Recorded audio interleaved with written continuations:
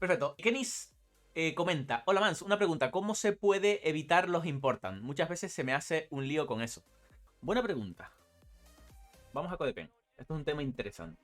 La pregunta de Kenis, ¿cómo evitar los important? ¿Vale? Los important los conocen, ¿no? ¿Cómo no lo van a conocer? Los important lo conoce todo el mundo. Un elemento box, ¿vale? Y colocamos por aquí el tamaño, ¿vale? Tenemos el tradicional cuadradito rojo que suelo escribir yo por aquí.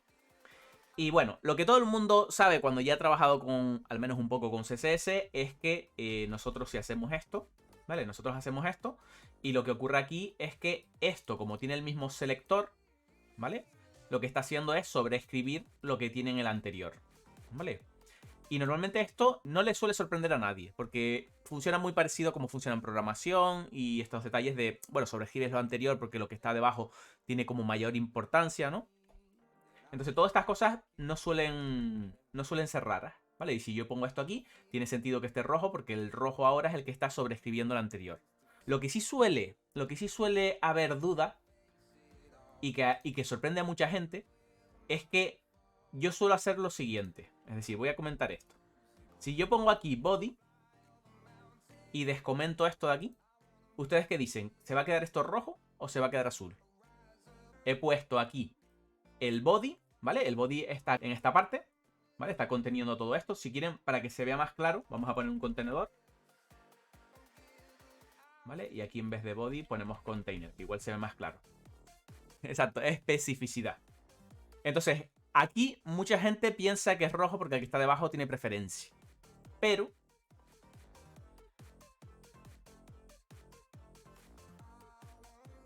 ¿cómo es el GIF? Magic. Esto es una cosa que a mucha gente le llama la atención. ¿Por qué? Porque en CSS no es como la programación. Al final no es que solo esté sobreescribiendo lo que hay debajo y detalles así parecidos que sí son muy lógicos en programación, sino que aquí hay una cosa que se desconoce muy habitualmente, no siempre, ¿vale? Pero hay gente que lo desconoce mucho. La especificidad del selector importa a la hora de poner estilos.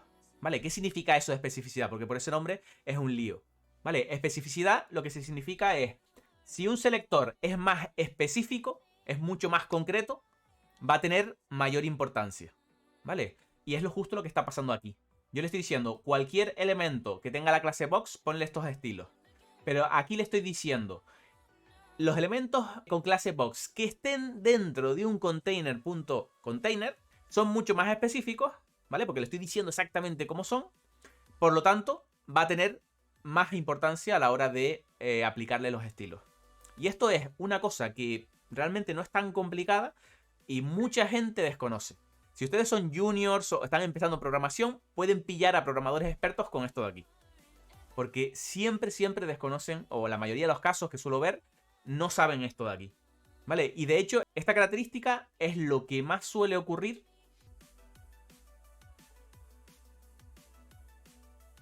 cuando ocurre esto. Normalmente suele ser por temas de especificidad. Casi siempre es por temas de especificidad, herencia o cosas similares. ¿Vale? Entonces, normalmente cuando alguien hace esto,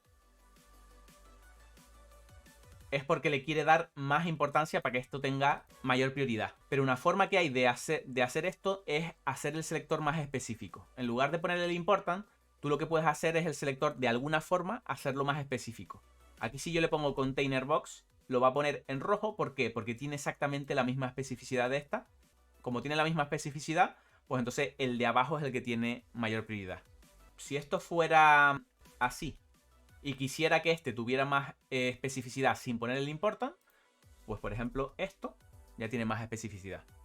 Aquí por ejemplo es un poco forzado, pero a mí lo del important no me suele gustar mucho y a veces conviene dedicarle un ratito a pensar si puedes reescribir el selector. Hay otros truquitos o cosas similares, pero normalmente yo suelo siempre enfocarlo de esta forma. Kenneth dice, wow, ahora entendí. Muchas gracias, Master. Perfecto. Nice. De aquí va a salir un fragmento guay.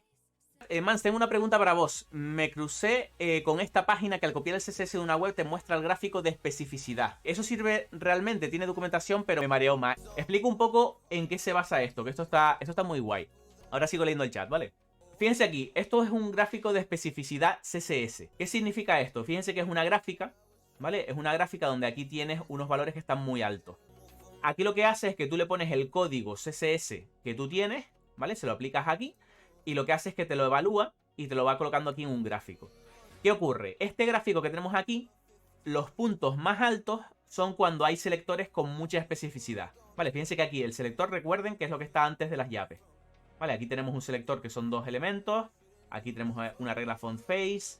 Por aquí tendríamos el body. Por aquí tendríamos la clase main head. Intro h2. ¿Qué ocurre? Toda esta parte de aquí serían los primeros selectores, probablemente hasta, como está aquí un poquito más de la mitad, pues por aquí empezarán los selectores más complicados, ¿vale? Que fíjense que son un poquito más altos. Entonces, ¿qué ocurre? Que fíjense que cuando sale un valor muy alto es porque el selector tiene una especificidad muy alta, es muy específico. Cuando nosotros ponemos clases, cosas, elementos concretos, pues tienen una especificidad baja y esto es bueno. Esto en general es bueno. ¿Qué ocurre? Que cuando tú aquí subes la especificidad es porque estás usando IDs. En temas de CSS, no digo programación cuando hablo de CSS porque me funan. Cuando hablo de CSS, de código. Cuando utilizan un ID es una cosa muy específica, porque eso solo aplica a un elemento concreto, ¿vale? Porque el ID, recordemos que en un HTML no se debería repetir un ID. Es algo muy específico y fíjense que el ID es muy concreto. Entonces, ¿qué ocurre? Que cuando vemos aquí los valores que están más altos son porque son muy específicos. Fíjense este de aquí. Este está usando un body, que es un elemento, con una pseudoclase de negación, que es el not, que luego tiene un ID, que luego tiene otro ID. Entonces, claro, ese tiene 221, que es muy específico. ¿Cuándo es un problema esto? ¿Cuándo es un problema esto? Aquí, esto es una forma visual de ver la especificidad que tiene la página.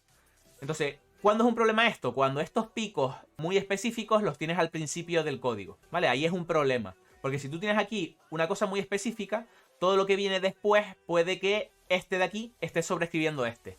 Que es el típico error, ¿vale? El que ven el GIF animado de Peter Griffin con la persiana, ¿vale? Pues eso es el típico error de especificidad que se produce con estas cosas. Entonces normalmente lo que dicen es que una página debería tener estos picos en la última parte donde no hay más código después. Aquí donde podría haber problema sería, por ejemplo, en toda esta parte, si tenemos algún selector que coincida con este de aquí. Vale, entonces esto es muy importante, pero esto dentro del mundo de programación es muy desconocido. ¿Cómo ha hecho la industria para evitar estas cosas? Como se suele hacer en muchos casos, en vez de entender el problema, lo evitan. ¿Qué clase de brujería es esa? Dice Mamantropo.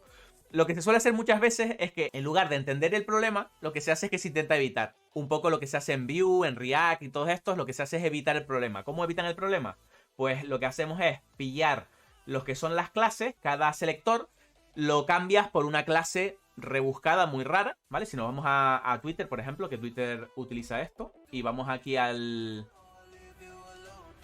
elementos, y fíjense que si nosotros miramos por aquí el código, ven que las clases no son clases humanas que escribimos nosotros y demás, sino que son clases generadas aleatoriamente por un código, ¿no? Son cosas muy raras. R-1OSZU61. ¿Por qué hacen esto los frameworks y demás? Porque lo que intentan un poco es evitar la especificidad.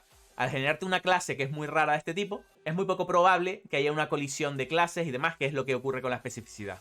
Lo que se ha intentado abordar en estos frameworks de JavaScript es evitar el tema de las especificidades altas cambiando el nombre de la clase. Y es una cosa que está bastante aceptada hoy en día y demás.